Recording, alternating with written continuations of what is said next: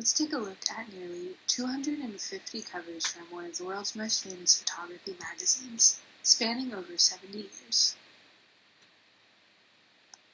Aperture magazine started in 1952 by a group of professional photographers who recognized the need for an industry periodical that was available to photographers of all skill levels. It has operated as a non-profit since 1963 under the name Aperture Incorporated. It publishes quarterly editions, typically one per season, going all the way back to summer of 1952. The magazine is groundbreaking for celebrating photography as a fine art, rather than a hobby or technical innovation. Its issues typically cover a theme, such as The Edge of Illusion from fall 1985 and Vision and Justice from summer 2016. Sometimes it will also feature a monograph issue, covering one renowned photographer, such as W. Eugene Smith in winter of 1969. Aperture's covers were only in black and white until 1970. It was originally based out of San Francisco, California, but is now run from New York City. It is praised as a forum for serious photographers while also being accessible to amateurs, students, and lovers of the arts. For over 20 years, Aperture has consistently put out 4 issues every single year. Recently, their covers and themes have extended into a more political and activist realm. However, it still holds on to the original founding mission, which is Aperture has been originated to communicate with serious photographers and creative people everywhere, whether professional, amateur, or student.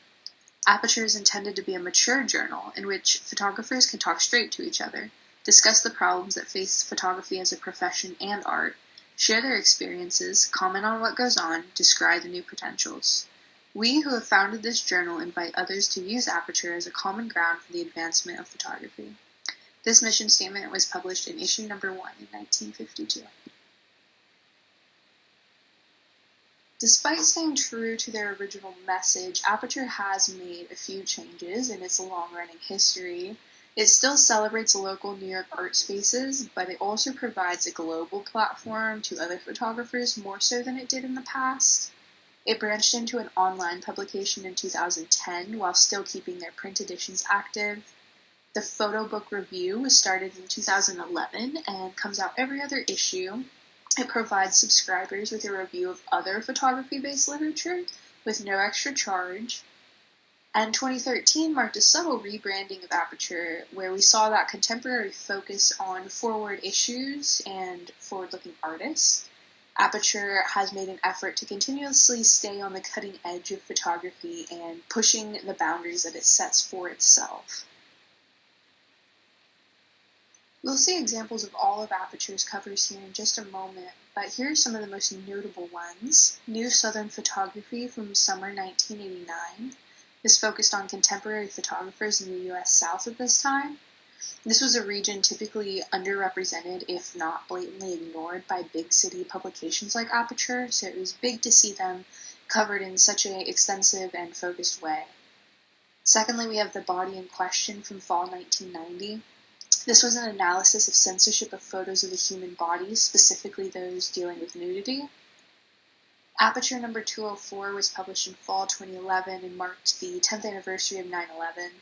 It focused on anxiety that images can cause when relating to sensitive subject matter, and also what we do with those images after capturing them. Hello Photography was published in spring 2013, and this was the first issue since Aperture's most modern rebrand. Queer from spring 2015 showed coverage of the queer photography community as a whole, and also showcased specific work representing queer life, celebration, and struggle. Most recently, we have Aperture's 70th anniversary issue from fall 2022, which looks back at a 70-year-long legacy and work from the most notable creators and editors. Aperture is a very well-known magazine, especially known for its interesting covers. We can see here that they are often simplistic and don't have a border, at least within the last 20 years. And the cover of Aperture has always had an ability to pull the viewer in. It exercises a come for the photos, stay for the critical analysis methodology. Once you're flipping through the pages, you're going to see a lot more just critical look at photography as an industry, certain issues in the field, and really thought-provoking work rather than just aesthetically pleasing images. It's a very delicate balance that they achieve in every issue. The magazine clearly lets the photos speak for themselves. A picture is worth 1,000 words, as we all know. And it also offers only a brief glance at a topic. Here we can see Earth with an interesting photo as the background. Just as a glance, the reader is left unaware of what the rest of the content is going to be until they actually begin looking through the pages, which is really rare in the magazine industry. We see oftentimes so many headlines and competing information fighting for space on a front page, where this is the complete opposite side of the spectrum. All of these stylistic cover choices tie back into Aperture's mission of celebrating photography in the most aesthetically pleasing and enticing manner possible.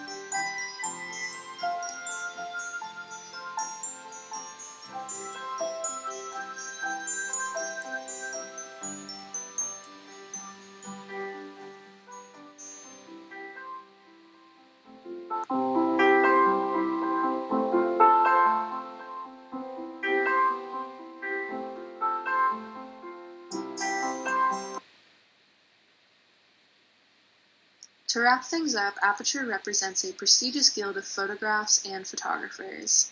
It is and always has been a trendsetter and groundbreaker that finds a way to be refreshing and unexpected despite being a part of the mainstream as far as photo magazines go.